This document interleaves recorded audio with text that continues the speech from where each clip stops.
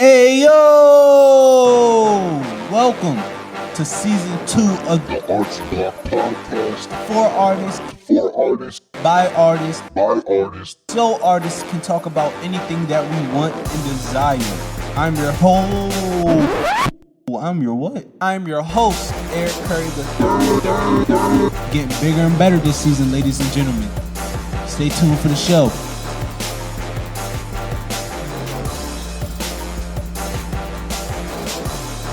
Two, one.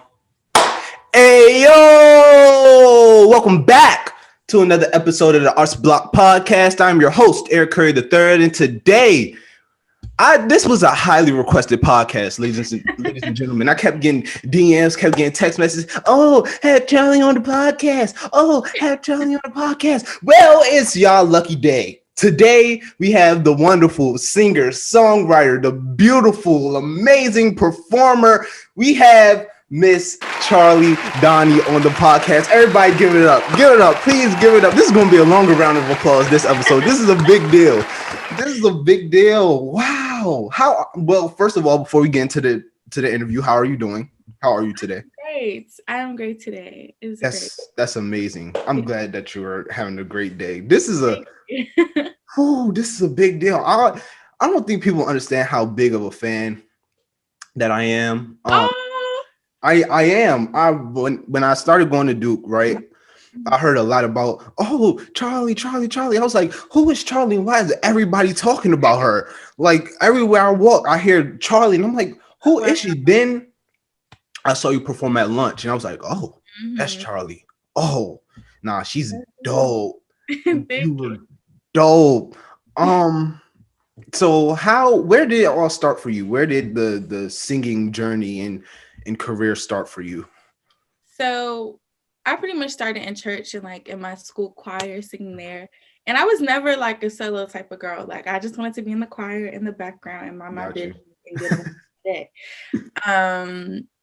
So I think I probably did my first solo when I was probably like 6 or 7. It was in school, like for a school play or something like that. And so that's what got me into singing more. And then in 6th grade, I started taking classical lessons, so training vocally with a private teacher in Bowie. And then I went to Duke. So here we are. And so I started recording my sophomore year, like towards the end of my sophomore year was when I recorded for the first time, and that was Power, and that was my first single that I put out in May of 2019. And so now we're here. That's dope. And I got a quick question. It's like one of them just jump straight into a questions. Now, all your love songs, who hurt you?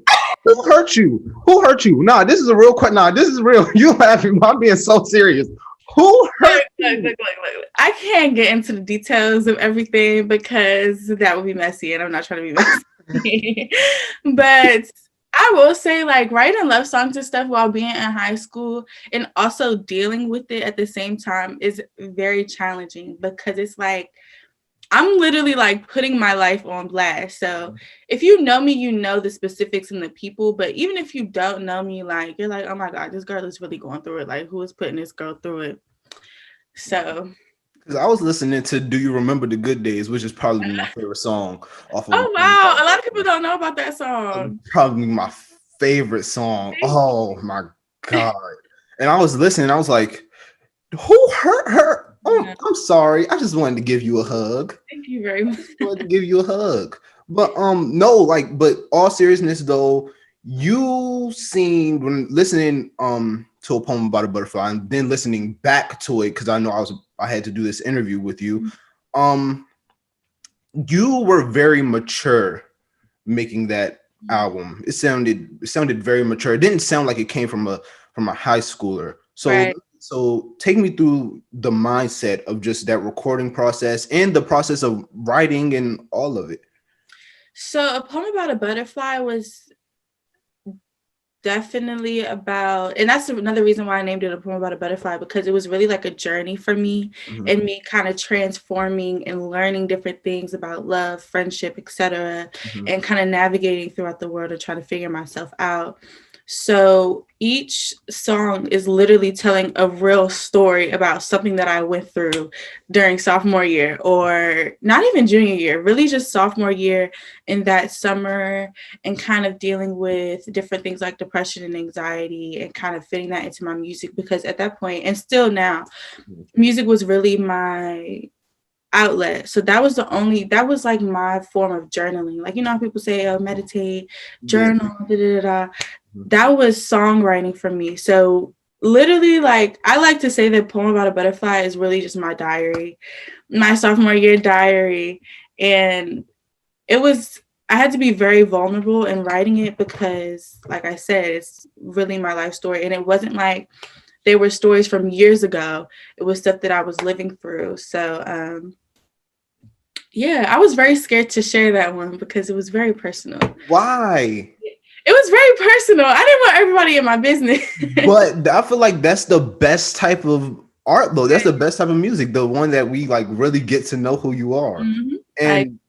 And listening to like it like in whole, right? That the way you put the tracks, like that track list, it definitely told a whole story from the intro all the way to Power, and it kind of like all the way to the outro. And it was like, yo, like she really took us on a musical journey, which is really dope. And oh, you're just so dope. And then how you all right, so I tell people this all the time. It sounded like you matured from A Poem About a Butterfly to 17. Most definitely. It sounds it changed. Yeah. It changed. So tell me how you but that maturing was like, how you turn into like a grown woman. Yeah, grown woman. So 17 was really because that's junior year Charli, right? So 17 was me, as my friends like to say, I'm stepping into my junior, whatever. So my experience was very different from sophomore year Charli. So I had learned more, so I understood a little bit more, and I was also starting to get a more spiritual. So I had a different outlook and view of things in the world. So that's why my writing changed. But you can also hear a change in the music, because I felt like A Poem About a Butterfly, while I still love it, I feel like I wasn't being as true to myself as I could have been, because I was still trying to cater to a certain audience versus making music that I liked and then putting it out for other people to enjoy, because it's a very, very clear difference with that. So I would say that I got more comfortable with myself and my artistry and being more raw in my writing, because A Poem About a Butterfly wasn't explicit at all. But 17, I was like, y'all not gonna keep me in no box. Like, I'm gonna say what I gotta say, and I'm gonna say it as blunt as I got to get my point across. So yeah, and also I was performing more, so I was getting more comfortable with the performing aspect, which I feel like I brought that to my music as well. And there's another thing, I'm just trying to think of it. But it's okay because I'm having a brain fart, so we're just gonna move on. But like it's funny that you're talking about performing, because I did watch your virtual performance with you. And was that your band, or was that they just gave you that band? Is that So that was a band that I had worked with before when I did some like a couple other gigs. So it's not my band, but if I need a band, like I have people that I can contact. Do you like performing with a band though? Oh, it's way better. Oh yes, Way better. It's just more full. Like it's just the atmosphere is different. Like as an artist, you have more creative freedom to do things that you want to do versus being constricted to a track. It's just not a whole bunch of leeway with that. Yes. How does it feel, right? 2020 was a crazy year, and it was a lot of adjustments that had to be made. So how was it? How was the feeling of you adjusting from, okay, these live performances where I'm feeling the crowd and the audience, and I'm singing, they singing back, and it's a whole bunch of energy, to, well, it's me, a camera, my band. It was very, very, very hard, especially in the beginning because in like April, I had like a few gigs booked up and like I was going to be traveling and doing all this fun stuff. And then it just got canceled. So I'm just like, dang. Like, but everything happens for a reason. Yes. So going from performing for like actual people, live people, to in front of a camera is very challenging, but I mean, it has its pros and it has its cons because I get very nervous and I shake and I sweat in front of live crowds and stuff like Really? that. Yeah, I kind of have stage fright and I try to cover it up, but I do have a little bit of Whoa. yeah. And so I guess it's that comfortability I'm a little more comfortable in front of the camera just because it's not an entire crowd of people sitting right in front of me. And also with those things, you get to take again. If you didn't like it, I'm gonna do it again. Versus the show is done. What happened is no going back. Yeah. I would say my challenge is looking dead at a camera and trying to keep almost character in a way because Charli Dahni is a little different from Charli. Like I'm very much like introverted. I stay to myself. Like I have a very small circle of friends. Versus Charli Dahni has to be this like outgoing person and a performer. So it's kind of hard to stay in performance mode when it's just a camera and a bunch of lights, kind of beaming on me. How does that feel? Kind of having like an alter ego in a way, like you being like Charli, then you have to be like Hannah Montana. It's very strange, and sometimes it's just hard for it to click sometimes for me. And I'm not at a point where I know how to integrate the two really. So that's a challenge, but it's very challenging in itself. So have you gotten to the point yet where it's hard to decipher which one you want to be at which time? Like, okay, I have to be performance Charli here, and now I have to be all right. Now I'm regular Charli, but usually I only feel like I have to channel Charli Dahni when I'm in performance mode or networking, and I have to be very talkative and be able to articulate myself, etc. Like, kind of now I'm trying to channel her a little bit because that's another thing. Like, I'm not really a good talker. This is a more chill environment, so I'm doing pretty well. But I just had an interview like a few days ago, and I was so nervous, and I was like overthinking the way that I was talking, what I was saying, the words that I was using. Does that even make sense? Like definition of that word, you've never used it before, stuff like that. So it's I know, certain environments where I can be a little more Charli and a little less Charli Dahni. Yeah. So, yeah. But that's dope though. And I want to go back to the music. So 17, right? My personal favorite project of yours. You just felt so free. Yes. In the music. And I want to talk to you about like the difference, the contrast between your mindset in between A Poem About a Butterfly and 17. I know you touched on it a little bit, but I want to go deeper into it because in A Poem About a Butterfly, it seemed more like, okay, I'm gonna write about this love, and it didn't sound like you were in a box creatively. Oh, Jesus Christ! But in 17, it definitely sounded more musically advanced. Like it sounded like you were going into a step of like, okay, something has to change. And also, I noticed about you that every time you drop a project or a song or something about your aesthetic changes. Yeah. So your hair, it could be your clothes, something about your aesthetic changes when you drop something. So what is it about that? So for that, I think it's more me trying to show that I'm not just this type of artist or this type of artist, but there are a lot of things that I can do. Like literally, I'm classically trained. If you wanted me to sit up here and sing opera for you, that's something that I can do. So it's not just neo soul. Like I can branch out. Even if I wanted to, I could branch out into alternative or pop, etc. Like it's a lot of things that I can do. So I don't want to limit myself.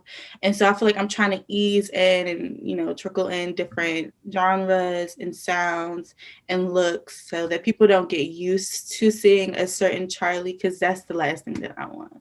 Got you. And then to go to your 17 versus Poem About a Butterfly question, a couple things. So one thing I would say is that A Poem About a Butterfly, my mindset, I feel like I was very complacent. So it was just like, whatever happened to me, it's just life. This is just something that's happening to me. I got to deal with it, take it as it is, whatever. But for 17, I did a lot of fighting back, especially junior year. Like, I was always pushing, like, even at school, I was always pushing administration. I was pushing my teachers, because if I didn't like something, I was going to let you know, and I was going to try to figure out a way to change it. That's just how I was. Yes, you should. As I should. Yes, you should. So I feel like that also comes across in the music, because I had to fight a lot for 17. Whoa. Especially with my parents, because it was just like, where did this come from? Why are you saying these words? You can't release that. You can only release the clean version. And I was like, if I can't release it the way that it is, then it's not going out. I just won't release the album. So I was very kind of combative, and like, and that might just also go to the fact that I'm a Taurus. I'm very stubborn. So once I get stuck in something and that's how I want it to be, then that's how it's going to be. And that's how a lot of 17 was. And also with 17, some of that music wasn't necessarily recent to the point where I wrote it closer to the release date, if that makes sense. Like, no, it does. It was literally written the year prior, but it ended up taking on different meanings because I experienced other things. And so the second thing would be, I learned more about musicality and music theory. So I was able to, and also being around Jaden, that's another thing. Drew, sorry. Also being around Drew a lot, like, I learned how to make these intricate background vocals to kind of make the sound fuller.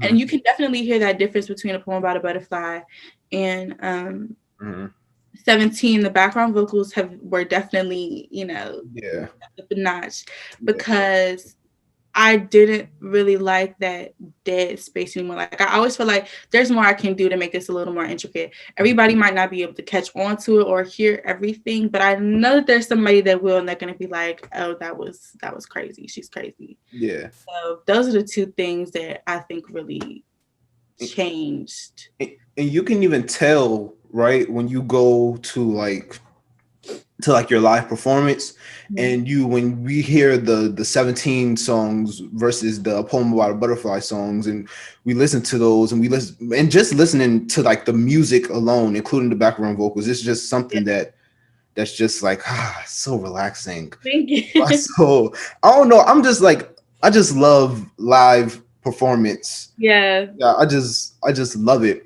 But 2020, crazy, insane year. A lot has happened in 2020. Jesus Christ, in 2020. But even though, right, a lot has happened, you still managed to put out, 3 singles and a whole project. Yeah. I did do a lot in 2020. You just say, you know what? I know we in a whole pandemic, but I'm gonna keep creating though. What you weren't in like no writer's block, no nothing. I was, but I had a lot of music stored to kind of pull from. So like, once quarantine started, I was making music every single day, because we had that like 2-week break or whatever. So it was just like, oh my God, I've never had this much time to myself, especially being a Duke student. I've never had this much time to just create what I wanted to create and not have to worry about vocal tech, sight singing, music theory, all the other stuff. So I was creating every single day. So I kind of, in a sense, created a catalog for myself to pull from for whenever I needed music. So I think after I put out 17, that's when the writer's block started. And I think also it might be because I wrote stuff. I tend to say that I think I thrive when I'm in some sort of emotional distress. Like, I can't write if I'm peaceful. Like, it just don't work. So sometimes I just be having to put myself through or just argue for no reason, just because I need something to write. Like, I need some chaos, which is probably really bad, but I need chaos to write a nice song. So, So every artist need that thing. Every musical artist needs that thing, or probably every artist in general needs that thing to just get them creatively motivated to create. And if being emotionally distressed, then so be it. We can't stop you. I love it. So if you have to be emotionally distressed all you want. In my opinion. But no, but like really though, going through 2020, you did create a lot. And hearing you go say we're going through writer's block, what kind of got you over that hump? If you even got over that hump. So I'm still kind of getting over it now.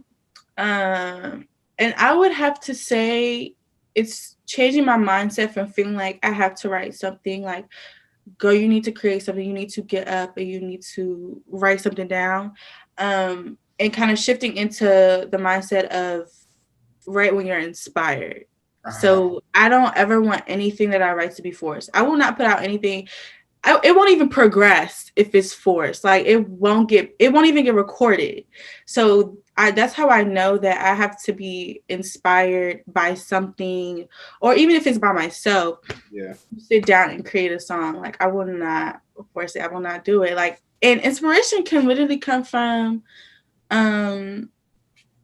literally, I kid you not. I watched you and Mikhail's podcast, and I was like, I want to write something. And I literally got up, and I literally think that that's when I started on Time Goes By. No lie. I lie to you not. So sometimes it just comes, and I'm like, I have to run with it, because if I don't know when it'll go away. Because I know I also have, issues with being motivated, especially with online school. Like, that's just the issue in general. So when I'm inspired, I have to take advantage of it, full advantage of it.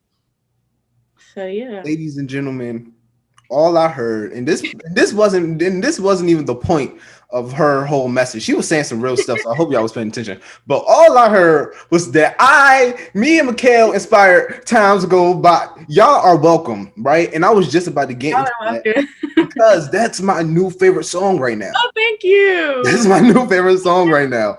I listened to it, like, again, I'm a big fan, so I listened to it when it first came out, and I was like, okay, I see something in common with this and every other song she put out, that she is amazing at beat choices. You are amazing at picking beats.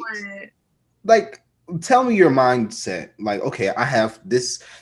Are you like real like, okay, the beat has this. If it doesn't have this, then.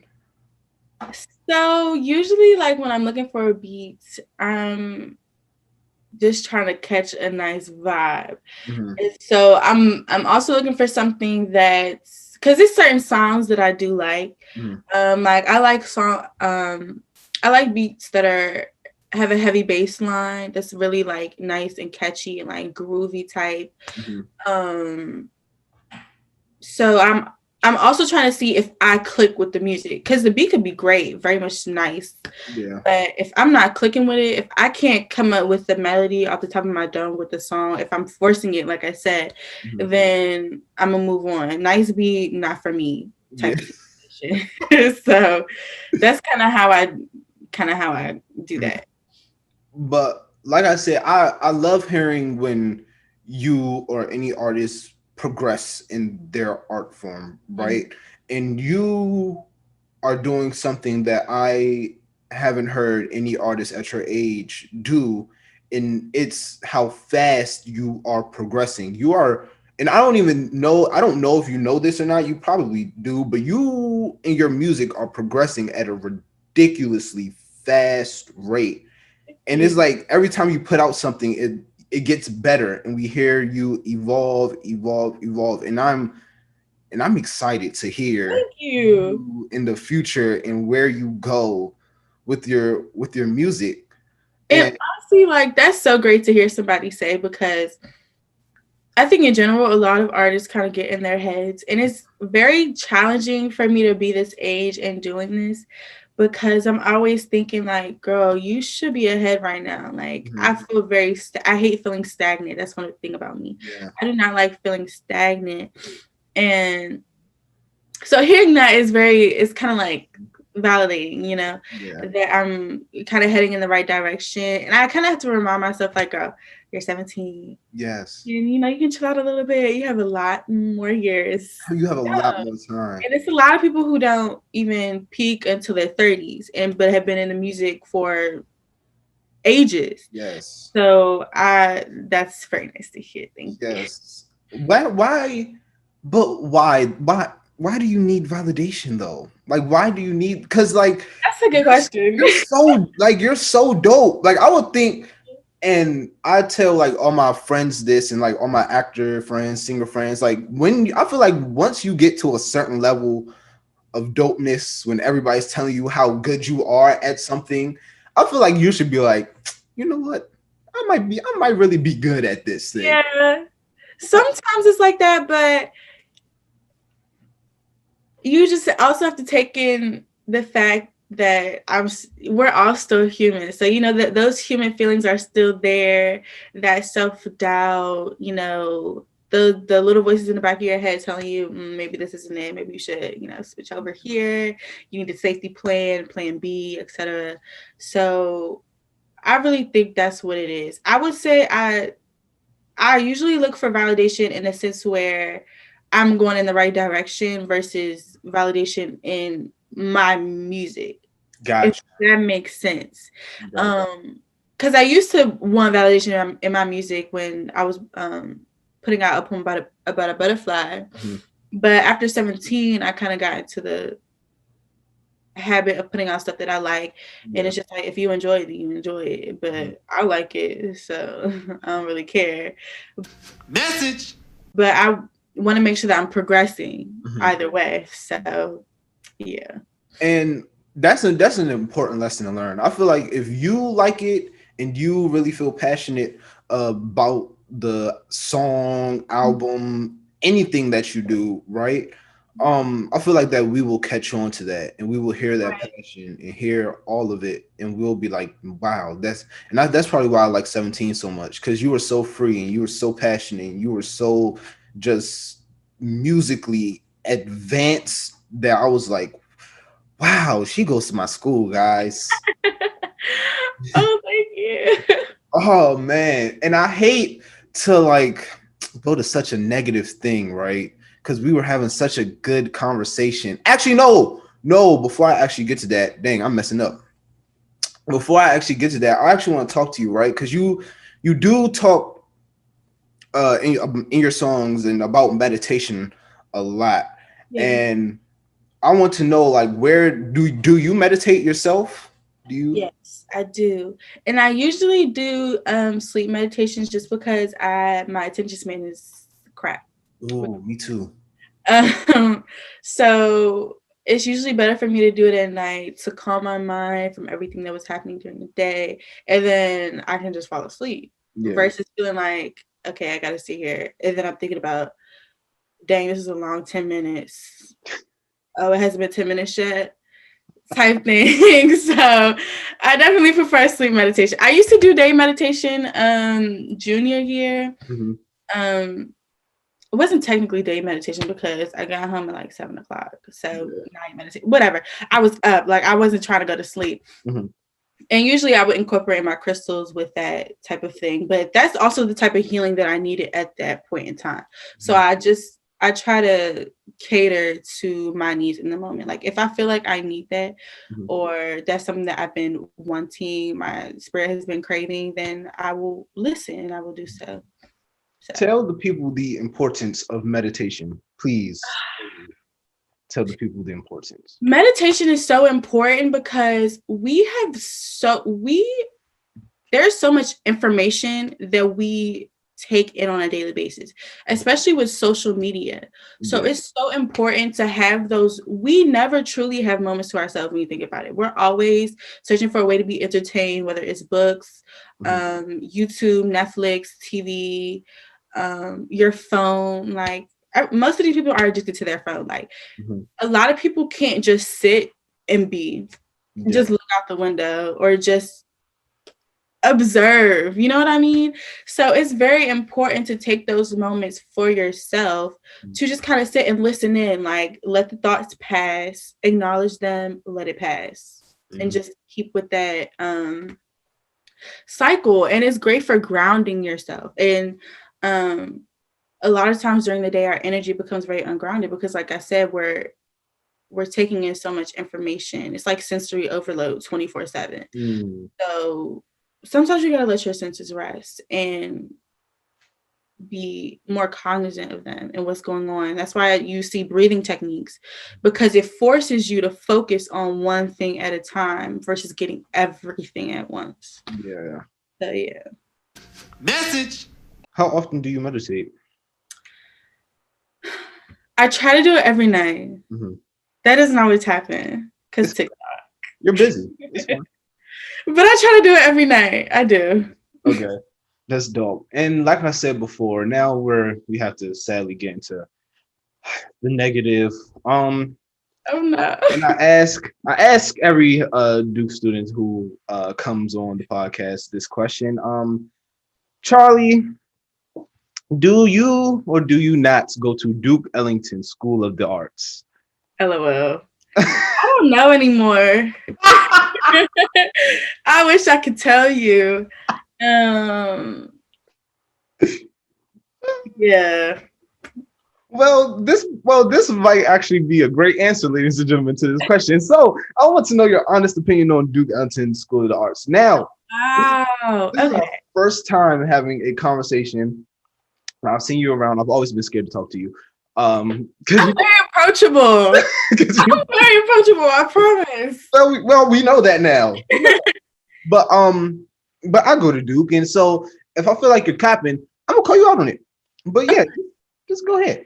Okay, so let's start with the positive, because the negative is just gonna outweigh the positive. So let's just start. Okay. Duke was a necessary experience for me. Definitely helps you with your time management. Whatever art discipline you chose, you're most definitely going to be more advanced than the people applying to the colleges that you want to apply to. For sure. Definitely prepares you for that, and definitely prepares you to be a working artist. I will say that. For sure. So there are a lot of things that I can take away from Duke. Like my music knowledge has definitely expanded, and I'm very much grateful for that.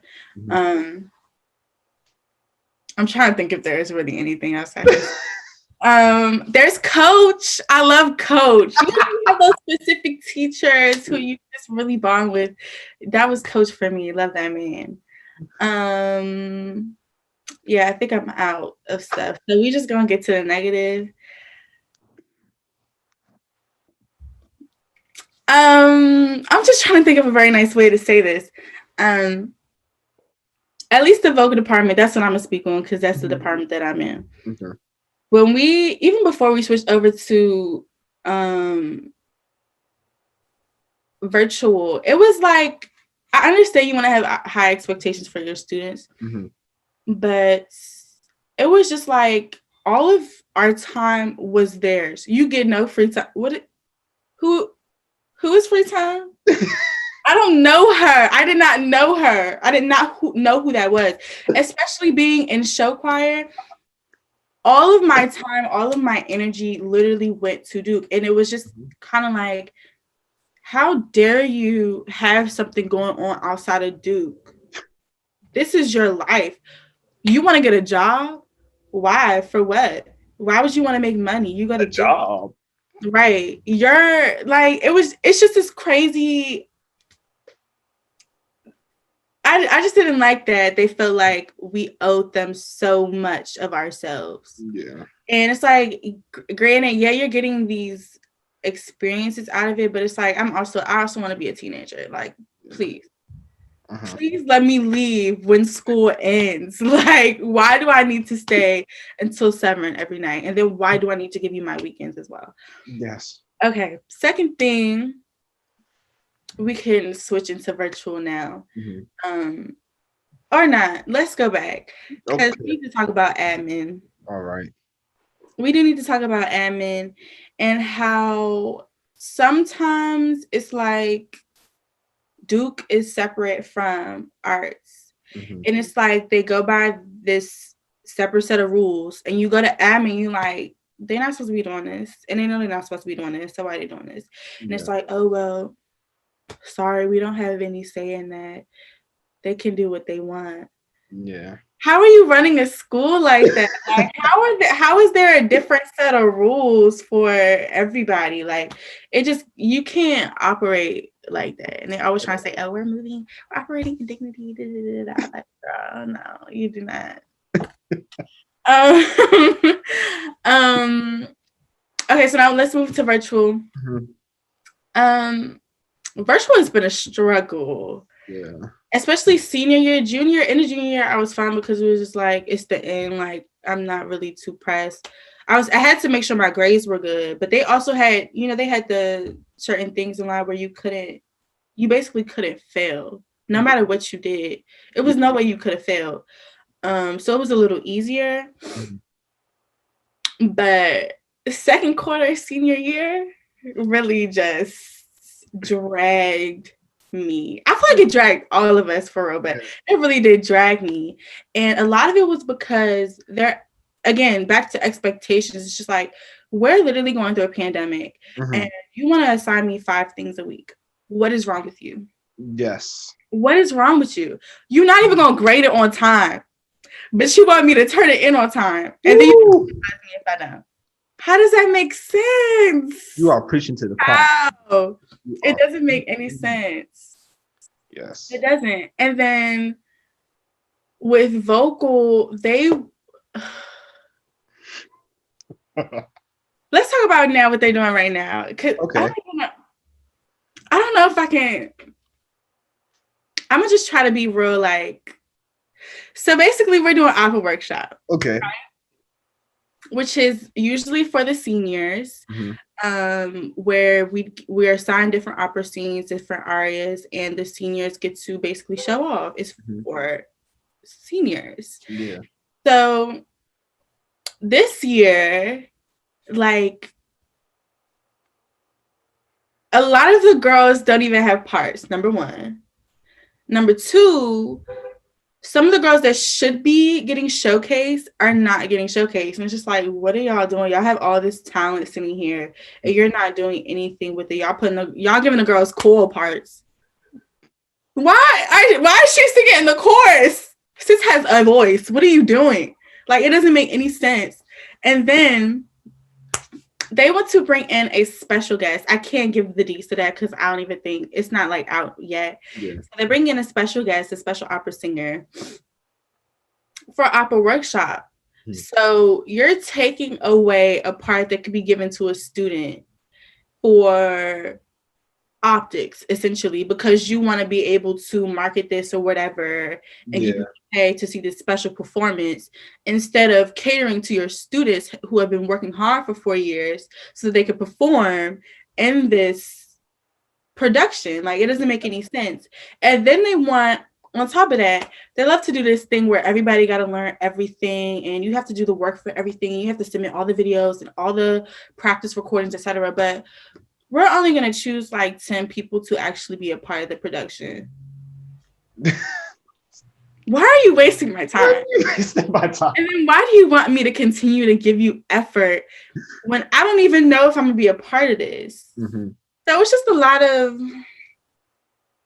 lot of special things going on in the vocal department, but I'm a singer, so I'm checked out. I'm about to graduate, so you can see me in class once a week. That's all you get. So that's where I am. I just wish it could be better for the underclassmen. Like,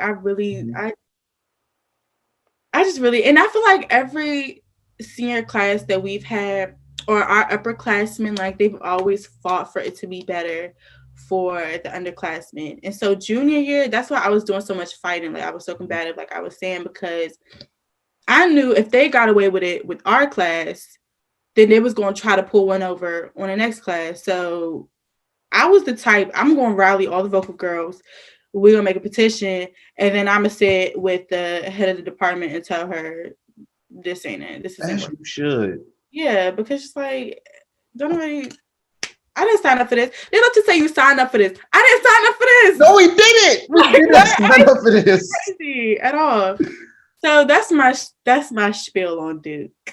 Oh, that was a good one. I like that one. You went off. I never seen this.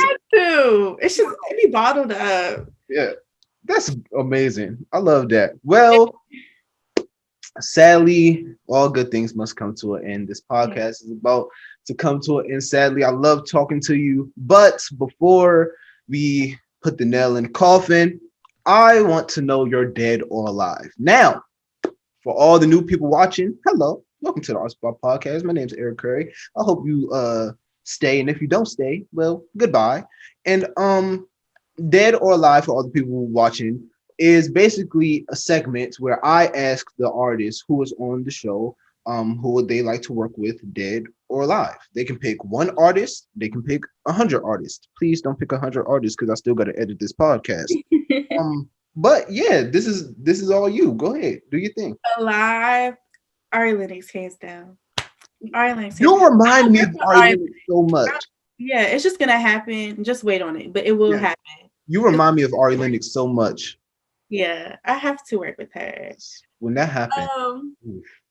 And then SZA. So Ari Lennox and SZA, just because SZA, her mind, like she's such an amazing songwriter. Like I get so much inspiration from her because, yeah, I'm not gonna do too much because you said you gotta edit, so I'm not gonna do too much. SZA and Ari Lennox are my two. Okay, that's it. No dead. Yeah. That's all I can think of. Like I'm not trying to. You said don't do too much. No, that was a joke. No, okay. I want to work with Jacob Collier. You're like the third person that said that. Yeah, he's crazy. Yeah. I think I'm a cap right there. Those are my three. Those are your three? Are you sure? I'm positive. Positive. Mm-hmm. Well, Charlie, thank you so much for coming on the podcast, blessing us with your presence, with your excellence, with your mind. You're great. Before we wrap this whole thing up, is there anything you like to push, promote, your music, your Instagram, anything? You can follow me on Instagram at Charli Dahni and follow my Twitter because I need Twitter followers. It's getting kind of sad. Also, I just put out a single, Time Goes By, out now on all platforms. So make sure you stream it because the girls do not make enough streaming money. They pay, so please stream. Yes. You can put it on. You can turn the volume all the way down. Just let it play through. Repeat. Yes. Yeah. That is all. No, but y'all will really love her music. Y'all don't turn the volume all the way down. Actually listen, because her music is actually amazing. But thank you, Charlie, so much for coming on. I love you. The people obviously love you because they've been telling me to have you on, and this was an amazing episode. And thank you all for tuning in to another episode of the Arts Block Podcast. I'm your host, Eric Curry III. You can follow me on Instagram at Eric Curry III. You can follow the podcast at the Arts Block Podcast. And we are also now on Twitter. Also. You can follow us at Arts Block Podcast. If you're listening on YouTube, make sure you like, comment, subscribe, turn on post notifications so you can be notified every time we post. If you're listening on Apple Podcasts, give me a 5-star and a review. If you're listening anywhere else, shout out to you. Remember that artists never die. And yeah, I'll see y'all next week, ladies and gentlemen. Peace.